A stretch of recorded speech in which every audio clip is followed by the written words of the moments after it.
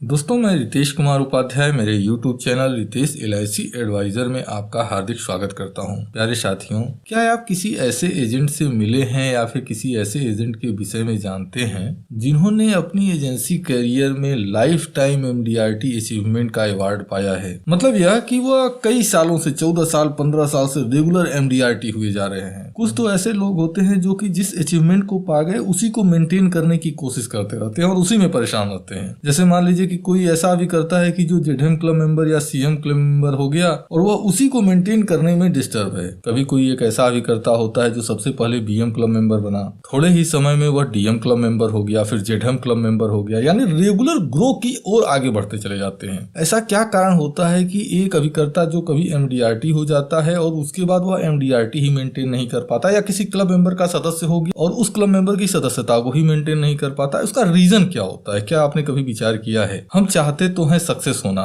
लेकिन वो क्या रास्ते हैं जिन रास्तों पर चलकर हम सक्सेस हो जाएं? तो दोस्तों, इन सभी चीजों का जो जड़ है यह बहुत छोटा सा नजरिया है। यदि हम अपने कार्य में बहुत थोड़ा सा बदलाव कर दें तो हम हमारी आने वाली सफलताओं में बहुत बड़ा बदलाव कर सकते हैं। तो दोस्तों, आज की अपनी इस वीडियो में हम उसी विषय पर बात करेंगे और 2 मुद्दों पर हम आपका ध्यान आकर्षित करेंगे। तो दोस्तों, आज की अपनी इस वीडियो में मैं जिन मुद्दों पर बात करने जा रहा हूँ यह कोई बहुत बड़ा रॉकेट साइंस नहीं है, बहुत छोटी सी चीज है, लेकिन इसका लाभ बहुत बड़ा है। तो मैं तो आपसे यही कहूंगा कि इस वीडियो को बिना स्किप किए हुए, बिना रोके हुए पूरी वीडियो को जरूर ध्यान से देखिएगा। मुझे अभी भी यह महसूस हो रहा है कि इन सभी चीजों को बताने के बावजूद भी आप में से बहुत सारे ऐसे लोग होंगे कि जब मैं इस वीडियो को शुरू करूंगा, जानकारी देना शुरू करूंगा, तो जब चीजें जैसे ही क्लियर होंगी आप वीडियो को बंद कर देंगे। लेकिन ऐसा न कीजिएगा, आप पूरी वीडियो को ध्यान से देखिएगा। निश्चित रूप से आपको सीखने के लिए बहुत कुछ ऐसा मिलेगा। आप खुद यह पाएंगे कि मैं अपनी लाइफ में इस छोटी छोटी चीज को इग्नोर कर रहा था, लेकिन मुझे अब इग्नोर नहीं करना चाहिए। तो चलिए, अब आपके विशेष समय को नष्ट न करते हुए सीधे हम चलते हैं अपने मूल विषय की ओर। सबसे पहले मैं आपको उन 3 दरवाजों के विषय में बताना चाहूंगा जिन दरवाजों के जरिए आप सफलता तक पहुंच सकते हैं। यह दरवाजे क्या हैं? यह जो 3 दरवाजे आपको दिखाई दे रहे हैं, यह 3 दरवाजे आपकी सफलता की कुंजी हैं। सबसे पहले हम बात करते हैं इस पहले दरवाजे के विषय में। यह दरवाजा अभिकर्ता के अपने घर का दरवाजा होता है। दोस्तों, यदि आप सफल होना चाहते हैं ना,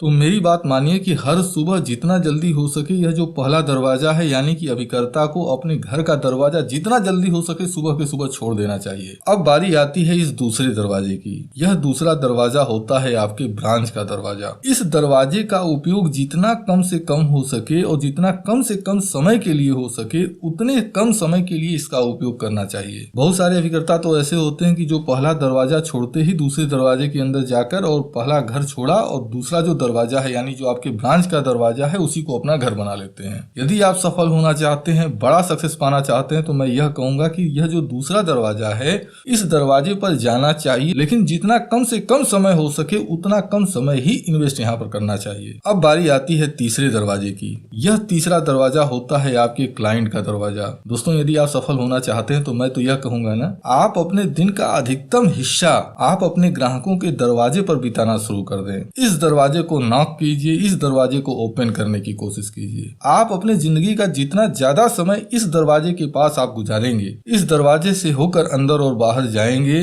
आपकी सफलता उतनी ही ज्यादा होती चली जाएगी। चलिए, यह तो हो गई 3 दरवाजों के विषय की बात। अब हम बात करते हैं कार्य की। दोस्तों, क्या कभी आपके साथ ऐसा हुआ है कि आपसे कोई आपका क्लाइंट मिला हो और वह आपसे बोलता है कि सर, आप पिछले महीने में हमारा प्रीमियम का पैसा ले गए थे, लेकिन रसीद अभी तक हमें नहीं मिली है। और उस समय आपको ध्यान में आता है कि यार, हमने पैसा तो जमा कर दिया था लेकिन रसीद लाना भूल गए। आपको कोई एक ऐसा क्लाइंट मिलता है जिसका कि आपने बीमा किया हुआ था, पॉलिसी बॉन्ड लेकर आप अपने पास रखे हुए हैं, लेकिन जब उस क्लाइंट से मिलते हैं तो पॉलिसी बॉन्ड आप भूल जाते हैं, नहीं लिए होते हैं। निश्चित रूप से ऐसे हादसे एक अभिकर्ता की जिंदगी में कई बार होते हैं, और यदि ऐसे हादसे आपकी जिंदगी में होते हैं, बार बार होते हैं, कई बार होते हैं, तो आप यह मान के चलिए कि आप अपनी जिंदगी में बड़ी सफलता कभी भी नहीं हासिल कर सकते। आप अपने लाइफ में हमेशा परेशान रहेंगे। आप कभी ब्रांच जाते हैं, ब्रांच जाने के बाद आपको महसूस होता है कि अरे यार, हमारे एक क्लाइंट का एड्रेस चेंज कराना था, वो तो मैं भूल गया, मैं नहीं ले आ पाया। आपको किसी कस्टमर की प्रीमियम जमा करनी थी, लेकिन उसका जो पॉलिसी नंबर है वो आप भूल गए हैं, वो पॉलिसी नंबर लेकर नहीं आए हैं। आप फील्ड में जाते हैं कार्य करने के लिए और कार्य करके जब लौटते हैं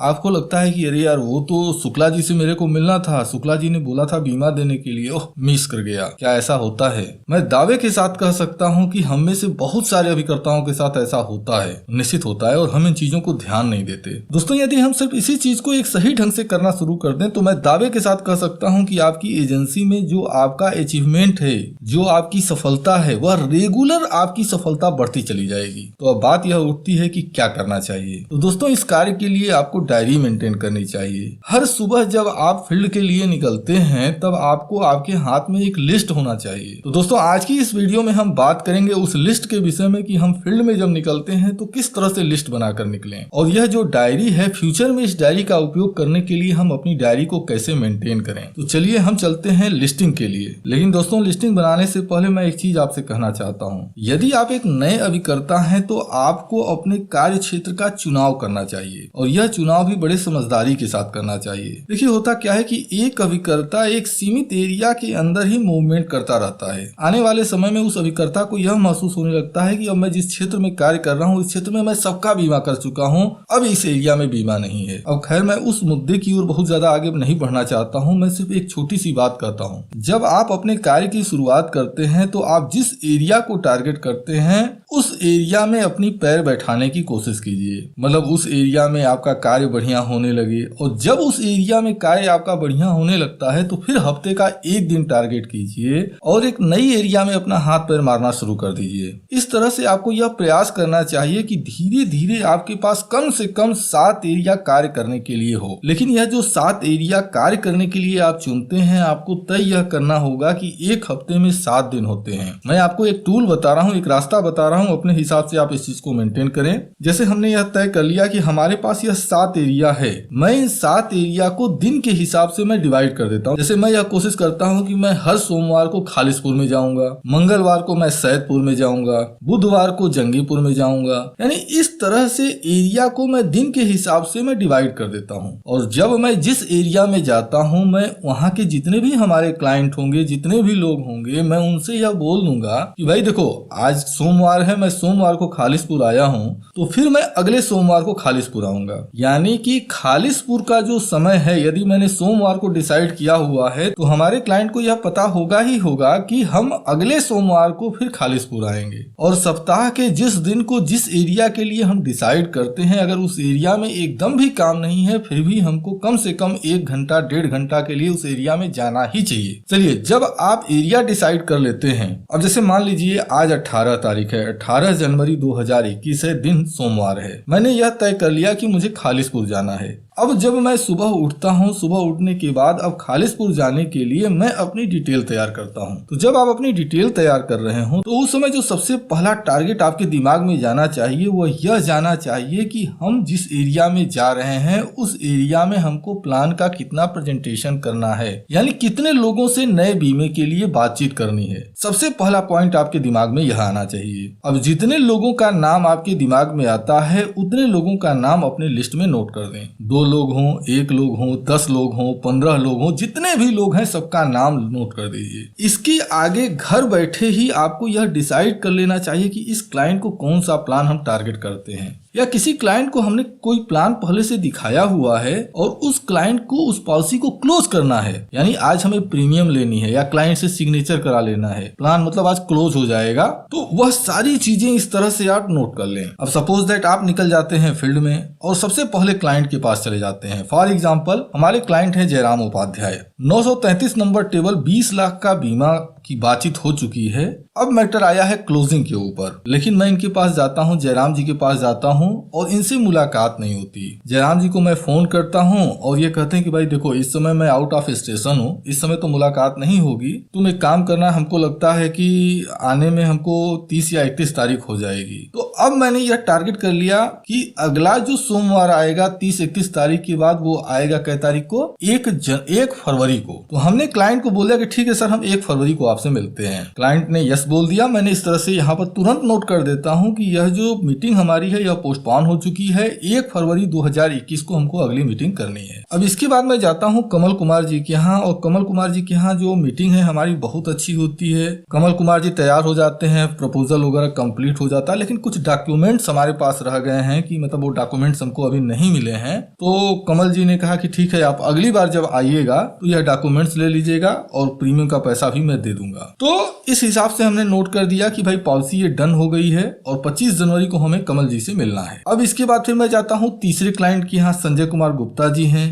संजय कुमार गुप्ता जी भी आउट ऑफ स्टेशन हैं। हमने संजय कुमार जी को फोन किया और जो हमारी अगली मीटिंग डिसाइड होती है वह डिसाइड होती है 8 फरवरी की। हमने नोट कर दिया कि हमें संजय कुमार जी से 8 फरवरी को मिलना है। सपोज दैट कि संजय जी का यह कहना है कि भाई देखो हमें 6-7 तारीख तक पेमेंट मिल जाएगा, तो उसी समय आना, प्लान बता देना और हम पॉलिसी को क्लोज कर देंगे, हम पॉलिसी करा लेंगे। तो हमने इस तरह से यहाँ पर नोट कर दिया। ठीक इसी प्रकार से अगले क्लाइंट के यहाँ मैं जाता हूँ और सपोज दैट कि क्लाइंट ने फॉर्म वगैरह कंप्लीट कर दिया और टोकन मनी 500 रुपया हमको दे दिया। हमने यहाँ पर 500 रुपया नोट कर दिया और अगली विजिट का डेट मैंने यहाँ पर डाल दिया कि 25 जनवरी को इनसे मिलना है। जुगनू जी से हमें 25 जनवरी को मिलना है। अब इसके बाद मैं जाता हूँ राय मंगल जी के यहाँ, लेकिन यह जो क्लाइंट है ना, इनसे बातचीत करने के बाद कुछ विशेष नहीं समझ में आता है और ये लगता है कि यार यह जो क्लाइंट है ना, यह फिलहाल तो बीमा लेने वाला नहीं है, क्योंकि मैं 2-3 बार पहले भी कोशिश कर चुका हूँ और फिलहाल जनवरी, फरवरी, मार्च का समय चल रहा है, तो इसको हम कोल्ड लिस्ट में डाल देते हैं। और जो भी हमको महीना समझ में आता है या दिन समझ में आता है, हम उस तरह का एक डेटा हम यहाँ पर लिख देते हैं कि भाई चलो हम इनसे मार्च में मुलाकात करेंगे, एक बार फिर विजिट करेंगे। इसके बाद फिर हम चले जाते हैं अगले क्लाइंट के पास। अगला जो क्लाइंट है मदन लाल ठाकुर जी। जब इनसे हमारी बातचीत हुई तो ये जो क्लाइंट है ना, मुझको ये महसूस हो रहा है कि इनके पास पैसे या पेमेंट वगैरह की कुछ प्रॉब्लम है। तो हमने इनसे बात किया कि सर ठीक है, कोई बात नहीं है, आप कोशिश कीजिए कि आपकी जो फ्रेंड सर्किल है आप उनमें से कुछ बीमा हमको दिला दीजिए। अब इस टॉपिक के लिए मैंने कई वीडियो अपने चैनल पर पहले से पोस्ट है, आप उसको देख सकते हैं। तो मुझे ये लगता है कि मदन लाल जी बीमा तो नहीं करा सकते, लेकिन इनके जरिए हमको कुछ बीमा मिल सकता है। तो हम इस तरह से इनका डेटा यहाँ पर नोट कर देते हैं। ठीक इसी प्रकार से हरि बहादुर जी से मुलाकात हुई, गणेश पांडे से मुलाकात हुई। अब ये क्या है ना, इनसे मुलाकात हुई, मोबाइल पर फोन कर रहे थे तो इनसे जो है फोन भी नहीं लग रहा था। तो हमने इस हिसाब से इनका नोट कर दिया कि हम 25 जनवरी को जब आएंगे तो 25 जनवरी को हम गणेश जी से भेंट करेंगे। लेकिन कमलेश दुबे जी से जब मुलाकात होती है, हमने मैरिज प्लान की चर्चा की कमलेश दुबे जी से। इन्होंने क्या कहा कि भाई ठीक है उपाध्याय जी, आप एक काम कीजिए, कल आ जाइए, कल आपको हम पैसा दे देंगे। और उन्होंने डॉक्यूमेंट्स वगैरह सपोज दैट हमको दे दिया है। लेकिन अब टारगेट क्या है कि क्लाइंट बोला है कि कल आप आ जाइए। तो यहाँ पर अब आपको ध्यान देना होगा। मैं इसी से कह रहा था कि आप किसी भी टॉपिक को छोड़े नहीं। यहाँ पर हमें ध्यान देना होगा कि अगर क्लाइंट नए बीमे के लिए हमको 19 जनवरी को बुलाता है तो फिर हमें 19 जनवरी को इस क्लाइंट से मिलना होगा। हम क्लाइंट से वह टाइम तय कर लेते हैं कि किस टाइम पर हम आपसे मिलें। आज 18 जनवरी है, अगली विजिट हमारी इस एरिया में 25 जनवरी की है, लेकिन चूंकि हमको यहाँ पर नया प्रपोजल है, नया बीमा करना है, 19 जनवरी को क्लाइंट बुला रहा है, तो जो टाइम क्लाइंट देता है हम उस टाइम को टारगेट करके कमलेश दुबे जी के लिए फिक्स कर लेते हैं। शेष हमारी 19 तारीख की जो विजिट होगी उसको हम करते रहेंगे, हम उस एरिया में जाएंगे, लेकिन यह बीमा क्लोज होने की संभावनाएं बहुत ज्यादा है। सिर्फ हमको प्रीमियम लेना है तो हम यहाँ पर मिस नहीं करेंगे। अब यदि आपके दिमाग में आता है कि यार सिर्फ एक क्लाइंट से मिलने के लिए जाएंगे, तो क्यों ना हम कोशिश करते हैं कि यार ये बीमा जो है 25 जनवरी को ही कंफर्म हो जाए। तो दोस्तों यदि इस तरह की चीजें आपके दिमाग में जाती हैं तो साथ में यह चीज भी जानी चाहिए कि हो सकता है कि कोई दूसरा एजेंट इस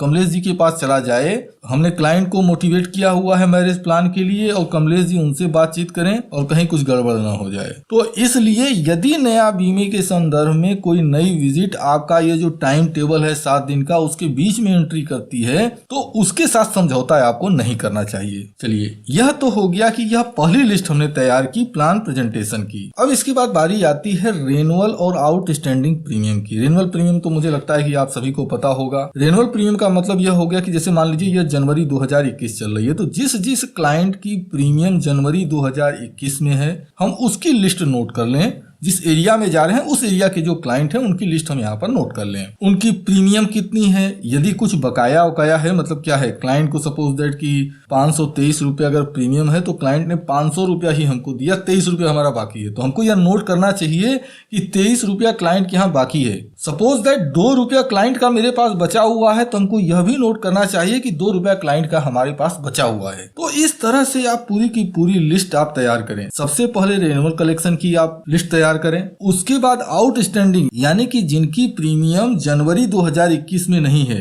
जुलाई 2020 से लेकर दिसंबर 2021 तक जिसकी जिसकी प्रीमियम है हम उनकी भी डिटेल इस रेन्युअल और आउटस्टैंडिंग प्रीमियम कलेक्शन की लिस्ट में हम इसको नोट कर लें। और इसके बाद जब हम उस एरिया में जाते हैं तो इन सभी लोगों से हमको मिलना है, हमारा टारगेट यह होना चाहिए। अब जब हम जाते हैं कलेक्शन करने के लिए तो देखिए 2 चीजों पर आपको ध्यान देना होगा रेन्युअल कलेक्शन या आउटस्टैंडिंग प्रीमियम कलेक्शन में। पहली चीज तो यह कि हमको रेन्युअल कलेक्शन करना है। हम गए, क्लाइंट को रिमाइंडर दिए, यदि क्लाइंट के पास प्रीमियम की व्यवस्था है, क्लाइंट ने हमको प्रीमियम दिया, हम यहाँ पर नोट कर देंगे कि क्लाइंट की प्रीमियम हमको मिल गई है। जैसे सबसे पहले गए हम कुंज बिहारी गुप्ता जी के यहाँ, हमको क्लाइंट ने चेक दे दिया, चलिए चेक तो मिल गया। दूसरा चीज हमें यह प्रयास करना चाहिए कि क्या यहाँ पर संभावना है कोई दूसरा बीमा मिल सकता है क्या। तीसरा चीज हमें यह ध्यान देना चाहिए कि यह जो कुंज बिहारी गुप्ता जी हैं, पिछले 3 साल से आप हमारे क्लाइंट हैं, हम इनको सबसे बेहतर सर्विस दे रहे हैं, यानी यह हमारे सर्विस से खुश हैं। तो क्या कुंज बिहारी गुप्ता जी की सहायता से हम किसी क्लाइंट का बीमा कर सकते हैं क्या।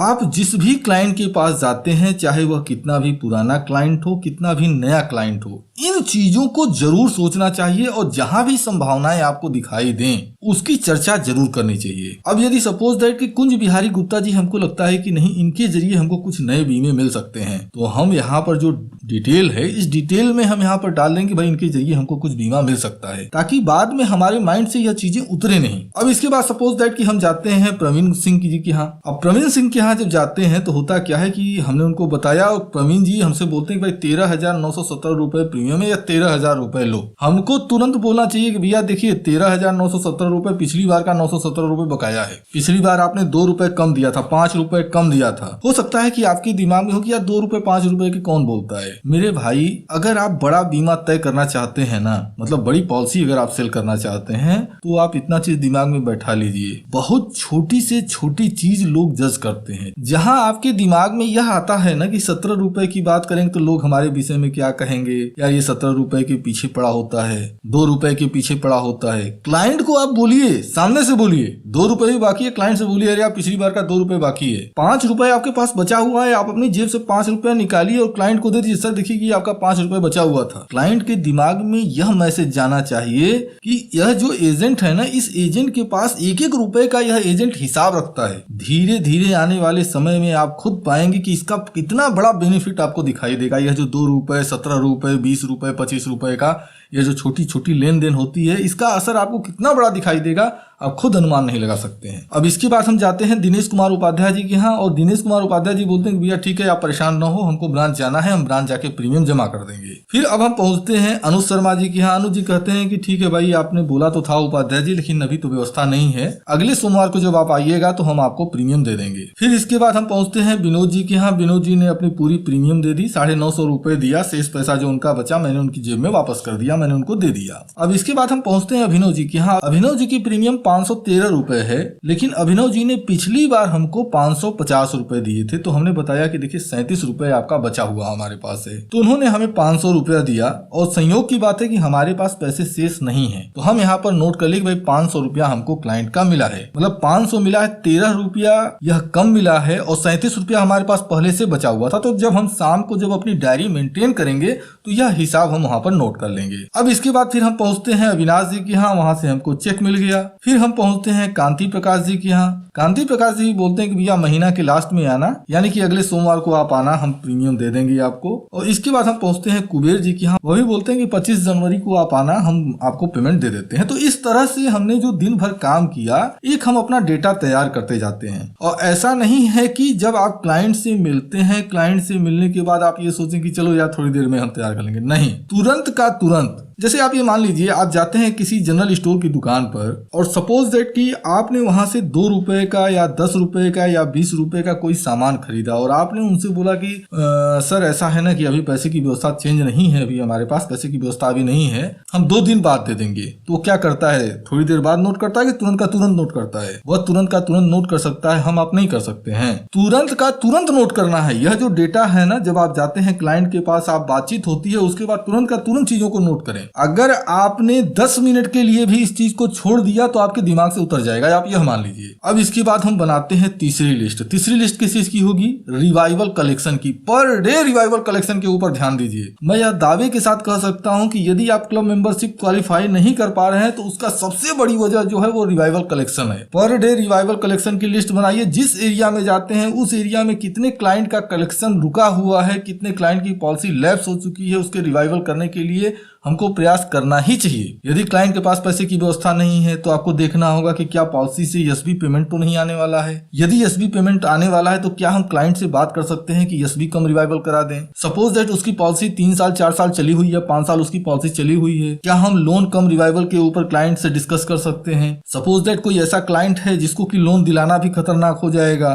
तो क्या हम वहां पर ऐसा कुछ बात कर सकते हैं क्या कि उसके जरिए उसके फ्रेंड सर्किल में हम, वह जो क्लाइंट है वो हमको कुछ बीमा दिला दे, हम उसको कुछ सपोर्ट कर दें, कुछ व्यवस्था वह कर ले और हम उसकी पॉलिसी चालू करा दें? एक रणनीति तो आपको बनानी पड़ेगी। और जितनी भी आपकी पॉलिसियां बंद हैं, यदि आप इस तरह से लिस्टिंग करके और पर डे अगर कोशिश करना शुरू कर देते हैं, जिस तरह से आप नए बीमे के लिए शुरू करते हैं, जिस तरह से आप रिवाइवल का कलेक्शन करते हैं, जिस तरह से और सारे कार्य करते हैं, उसी तरह से पर डे रिवाइवल कलेक्शन के ऊपर आप ध्यान देना शुरू कर दीजिए। मैं दावे के साथ कहता हूं कि आपका जो लैप्सेशन है वो काफी रुकता चला जाएगा और आपकी जो सक्सेस है वो काफी बढ़ती चली जाएगी। तो चलिए, हमने सुमित्रा जी से बातचीत किया और इनसे हमने लोन कम रिवाइवल के विषय में बात किया। क्लाइंट काफी एक्टिव दिखाई दे रहा है, लेकिन यह बोलता है कि भाई देखो 7 तारीख को हमारा पेमेंट मिलेगा, या आप 8 तारीख को आना और आप डिटेल लेते हैं आना 8 तारीख को, और हम उस हिसाब से जो है हम पॉलिसी को चालू करा लेंगे। ठीक इसी प्रकार से अब दूसरे क्लाइंट से मुलाकात होती है जय नारायण गुप्ता जी से। तो जय नारायण गुप्ता जी से बात करने के बाद ये पता चलता है कि भाई इनकी इकोनॉमिकल कंडीशन काफी डिस्टर्ब है, एक साथ ये 18,000 रुपए देने में सक्षम नहीं है। लेकिन हमने इनसे बातचीत किया तो इन्होंने कहा कि ठीक है यार, हम कुछ बीमे की कोशिश करते हैं। तो इस हिसाब से हम यहाँ पर नोट कर लेते हैं कि नया बीमा इनके जरिए मिल सकता है, और फिर जब हम मिलते जुलते रहेंगे तो कुछ न कुछ सपोर्ट करके और बीमा हम इनका चालू करवा कर ही मानेंगे। अब इसके बाद सूर्य कुमार सिंह जी के यहाँ जाते हैं। इनसे मुलाकात नहीं होती तो हम इनकी नेक्स्ट विजिट लिख देते हैं कि 25 जनवरी 2021 को इनकी नेक्स्ट विजिट है। यह हो गया रिवाइवल कलेक्शन की लिस्ट। अब इसके बाद हमको चौथी लिस्ट तैयार करनी चाहिए, और यह लिस्ट होनी चाहिए जो डॉक्यूमेंट्स हमारे पास होते हैं, जो डॉक्यूमेंट संबंधित कार्य होते हैं उनकी लिस्ट। जिस एरिया में मैं जा रहा हूँ उस एरिया की कितनी रसीद हमारे पास पड़ी हुई है, कितने लोगों का बांड हमारे पास है, मैंने नया बीमा करने के लिए क्या मैंने कोई दस्तावेज लिए हुए थे, तो जो दस्तावेज लिए हुए थे उनको हमको रिटर्न करना है। पूरा का पूरा डेटा हमारे पास क्लियर कट होना चाहिए कि आज हमें किन लोगों से मिलना है, वह सारी की सारी लिस्ट हम बना लें, सबका फाइल हम अपने पास नोट कर लें, और जो जो दस्तावेज जो जो डॉक्यूमेंट्स हमारे पास हैं हम उसको अपने बैग में सुरक्षित रख लें, ताकि हम आज क्लाइंट के पास पहुंचेंगे तो आज वह जो दस्तावेज है क्लाइंट का दे देंगे। लेकिन यहाँ पर एक चीज बहुत ज्यादा महत्वपूर्ण है, ध्यान देने लायक। देखिए, हमारी खुद की एजेंसी में कई बार ऐसा हुआ है, और मुझे यकीन है कि यदि आप इन चीजों को फॉलो अप नहीं करेंगे तो आपके साथ भी यह समस्या होगी ही होगी। देखिए, होता क्या है कि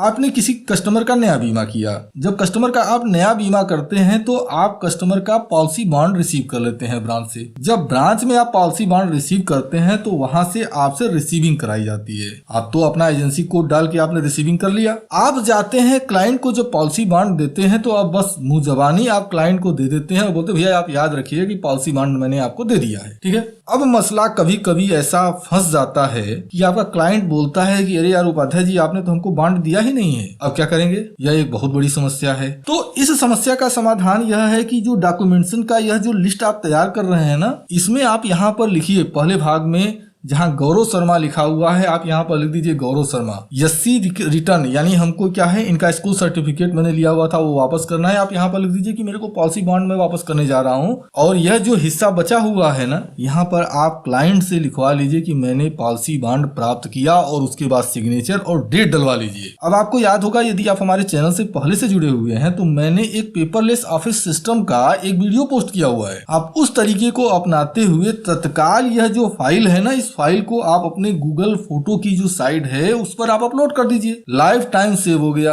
अगर कभी जरूरत पड़ गई आप क्लाइंट को दिखा सकते हो, तुरंत का तुरंत दिखा सकते हो कि भाई देखो आपको मैंने पॉलिसी बॉन्ड दे दिया है, ये आपकी रिसीविंग है और यह भी फ्री ऑफ कास्ट। इसमें भी कोई बहुत कुछ करने की जरूरत नहीं है। अब सपोज दैट आपने दिन भर कार्य किया, कोई ऐसा एक क्लाइंट मिल गया जिसका कि एड्रेस चेंज कराना है, कोई एक ऐसा क्लाइंट मिल गया जिसका कि नॉमिनी चेंज कराना है, एसबी पेमेंट का किसी का कार्य है, तो वह जो सारे के सारे कार्य हैं उसको आप यहाँ पर नोट कर लें। और यह सारा कार्य, जितना कार्य आपके सामने आया हुआ है, यह सारा कार्य करने में सुबह से लेकर शाम आपका बीत जाएगा। शाम को जब आप घर लौटते हैं उसके बाद आप अपनी यह जो फाइल है, यह जो लिस्ट है, इस लिस्ट को आप निकाल लीजिए और उसके बाद डेट वाइज अगली 25 जनवरी को हमें किससे किस संबंध में मिलना है, हमें 1 जनवरी को किससे मुलाकात करनी है, यानी जिस डेट में जो जो लोगों से मुलाकात करनी है, जो जो अगली विजिट है हमने नोट कर लिया। इसके बाद दूसरा चीज हम यह नोट करेंगे कि हमारे पास आज की डेट में कलेक्शन कितना आया है। फिर तीसरा चीज नोट करेंगे कि हमारे पास कितना पैसा बकाया है, यानी किन किन कस्टमर ने हमको जो पैसा दिया वो प्रीमियम का पैसा कितना कम दिया, यानी कितना बकाया है। चौथी लिस्ट जब हम बनाएंगे, चौथी लिस्ट में हम यह रखेंगे कि हमारा कितना पैसा लोगों के पास है, मतलब लोगों का पैसा, कुछ लोगों ने हमको क्या कुछ ज्यादा पैसा दे दिया है, उसकी लिस्ट हम तैयार कर लेंगे। फिर हम यह नोट करेंगे कि डॉक्यूमेंट्स के कार्य क्या क्या हैं, प्रपोजल फॉर्म कितने भरे गए, आज की डेट से पॉलिसी सर्विसिंग के कार्य कितने आ गए। यह सारी की सारी चीजें बकायदा हमारे फाइल में नोट होनी चाहिए। जब आप इन कार्य को कर लेते हैं उसके बाद फिर आप फ्री हो जाते हैं। आज की डेट में जो प्रपोजल फॉर्म भरे गए हैं आप उसको टोटल कंप्लीट कर लीजिए। जिस डेट में प्रपोजल फॉर्म आपके पास आया हुआ है उसी डेट में कंप्लीट कर लीजिए। पॉलिसी सर्विसिंग से संबंधित काम आया हुआ है आप उसको उसी डेट में कंप्लीट कर लीजिए। कल की डेट के लिए जब आप किसी काम को छोड़ने के लिए आपका मन करता है, आपको उसी समय यह सोच लेना चाहिए कि हम अपनी सफलता को कल के लिए टाल रहे हैं। आज का काम आज खत्म होना चाहिए, कल की डेट में और काम करना होगा हमें। तो दोस्तों मैं यह उम्मीद करता हूं कि यह जो तरीके हैं, यदि आप इन तरीकों को अपनाते हैं तो न केवल यह आपकी सफलता में कन्वर्ट होंगे,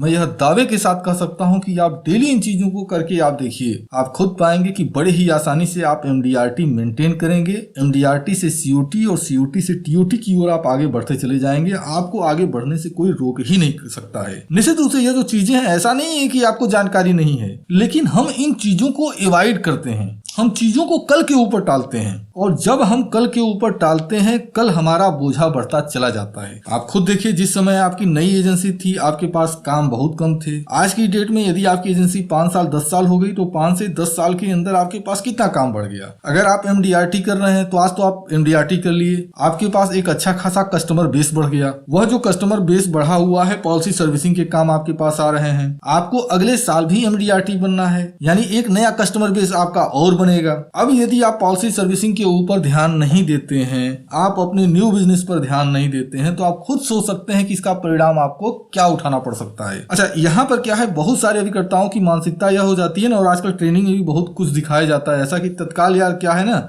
आप स्टाफ रख लो। अरे भाई मेरे, आप स्टाफ रखोगे कब, तो रख भी लोगे तो रख के कराओगे क्या? आप खुद मेंटेन नहीं हो, पहले आप खुद तो मेंटेन होइए। जब आप खुद मेंटेन हो जाएंगे कि हमको लिस्ट बनाना है, हमको लोगों से मिलना है, लोगों का पैसा इतना आया तो हमको उसको नोट करना है, जब आप खुद मेंटेन रहेंगे तभी आप स्टाफ रखेंगे तो आप उसको मेंटेन कर पाएंगे और उससे अच्छा खासा बेनिफिट ले पाएंगे। तो दोस्तों मैं उम्मीद करता हूं कि यह जो छोटी सी जानकारी है, यह जानकारी आपके लिए उपयोगी रही होगी। और यदि यह जानकारी आपको लगी है उपयोगी, आपको लगता है कि इस रास्ते पर चल के आप अपनी बहुत सारे काम को आसानी से कर सकते हैं, तो मैं चाहूंगा कि इस वीडियो के नीचे जो बनी हुई है लाइक की बटन, यार कर दो ना लाइक। और यदि आपके मन में कोई कंफ्यूजन है तो फिर वीडियो के कमेंट सेक्शन में कमेंट के जरिए आप अपने क्वेश्चन निसंकोच हमसे पूछ सकते हैं। और क्वेश्चन ही नहीं, यदि आपको हमारे चैनल के लिए कोई सुझाव है तो वह सुझाव भी मैं चाहूंगा कि आप हमें जरूर दें। अब इसी के साथ मैं अपनी इस वीडियो को समाप्त करता हूं। आपने अपना कीमती समय दिया है, इसके लिए मैं आपका दिल से आभारी हूं। धन्यवाद, थैंक यू वेरी मच।